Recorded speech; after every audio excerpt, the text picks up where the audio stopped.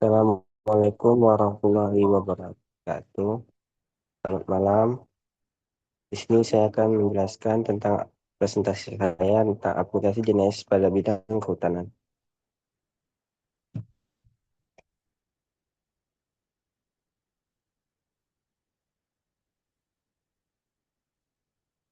Revolusi pengelolaan hutan modern, seperti teknologi fundamental, peningkatan akurasi, basic keputusan, dan transformasi praktik. Komponen utama GNSS. Sistem GNSS terdiri dari tiga komponen utama yang bekerja secara integrasi untuk memberikan informasi posisi yang akurat seperti segmen angkasa, segmen kontrol, dan pengguna. Sistem GNSS utama di dunia. GNSS mencakup berbagai sistem navigasi satelit yang diprioritaskan oleh negara atau kelompok negara berbeda. Setiap sistem memiliki karakteristik dan keunggulan tersendiri seperti GPS. Sistem pertama yang operasional penuh paling banyak digunakan secara global, cangkupan global, GLONASS dari Rusia, dikembangkan oleh Rusia menjadikan alternatif dan pelengkapan GPS cangkupan global. Galileo dibuat oleh Uni Eropa, dirancang untuk penggunaan sipil, tingkat presisi dan andalan tinggi, cangkupan global. Yang terakhir adalah Beidou. Awalnya sistem regional, kini telah berkembang menjadi sistem global, cangkupan global. Manfaat penggunaan multi sistem seperti meningkatkan jumlah satelit yang tersedia, akurasi yang keandalan yang lebih tinggi, dan cakupan yang lebih luas. Prinsip trilaterasi dan GNSS. Yang pertama ada transmisi sinyal, yang kedua ada penerimaan sinyal, yang ketiga ada perhitungan jarak, dan keempat ada penentuan posisi. Pemetaan dan inventarisasi hutan dengan GNSS. Yang pertama, penentuan posisi plot ukur, pemetaan sebaran vegetasi, efisiensi pengumpulan data, pemantauan perubahan lahan dengan GNSS. GNSS menyediakan alat yang andal untuk memantau perubahan tutupan lahan yang efektif, baik akibat deforestasi, degradasi, maupun bencana alam. Deteksi dini illegal logging. Tim patroli merekam titik koordinat lokasi penerbangan liar. Data koordinat menjadi bukti akurat untuk penegakan hukum, memungkinkan analisis spesial sebaran aktivitas ilegal, monitoring kebakaran hutan, pemetaan area terbakar atau hotspot secara akurat, pelaksanaan pergerakan api untuk antisipasi penyebaran, perencanaan jalur untuk tim pemadam kebakaran, pemetaan perubahan lahan secara real time, evaluasi program reboisasi, penandaan lokasi penanganan kembali dengan GNSS, pemantauan tingkat keberhasilan tumbuh secara akurat, evaluasi program rehabilitasi hutan secara komprehensif. Yang terakhir adalah penentuan lokasi yang tepat untuk reboisasi di area degradasi. Pengelolaan batas kawasan hutan. Menentukan batas kawasan hutan yang jelas dan akurat sangat penting untuk menghindari konflik lahan, menegakkan hukum, dan memastikan kelolaan yang sesuai dengan fungsinya.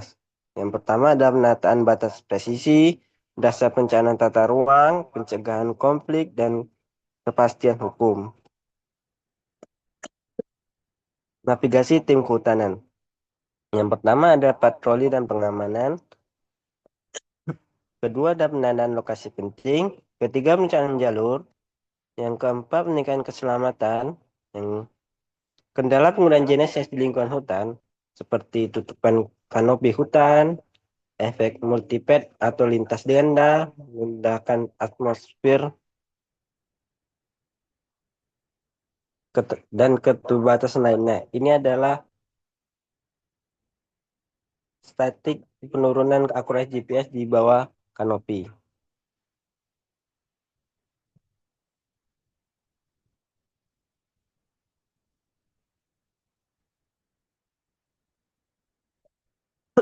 Solusi teknis untuk aplikasi kehutanan. Berbagai inovasi teknologi dan metode telah dikembangkan. Untuk mengatasi tantangan penggunaan GNSS di lingkungan hutan yang kompleks seperti meningkatkan perangkat keras, seperti receiver multikonstelasi, receiver multifrekuensi, antena berkinerja tinggi, teknik koreksi seperti real-time kinematic atau RTK, satellite based augmentation system atau SBAS, GNSS, dan inertial navigation system atau INS, GNSS, dan light detection and ranging atau LIDAR. GNSS unmanned artificial UAV atau drone. Manfaat intelijen teknologi meningkatkan akurasi data, efisiensi waktu pengumpulan data, dan pemetaan komprehensif.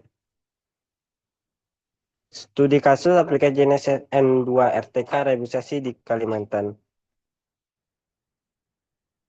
Lokasi kawasan hutan integrasi dari Kalimantan. Tantangan menentukan lokasi yang tepat untuk program rehabilitasi pada area degradasi. Solusinya implementasi teknologi GNSS N2 RTK untuk medan presis tinggi.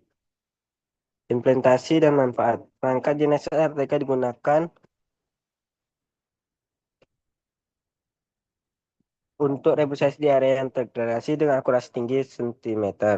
Pemetaan vegetasi spesifik untuk analisis kondisi lahan secara detail, memastikan kesesuaian jenis tanaman dengan karakteristik lahan, pemantauan pertumbuhan vegetasi pasca penanaman dengan penandaan koordinat presisi yang untuk evaluasi keberhasilan program, dan data dikumpulkan integrasi dengan sistem informasi geografi atau SIG untuk analisis spesial dan perencanaan jangka panjang.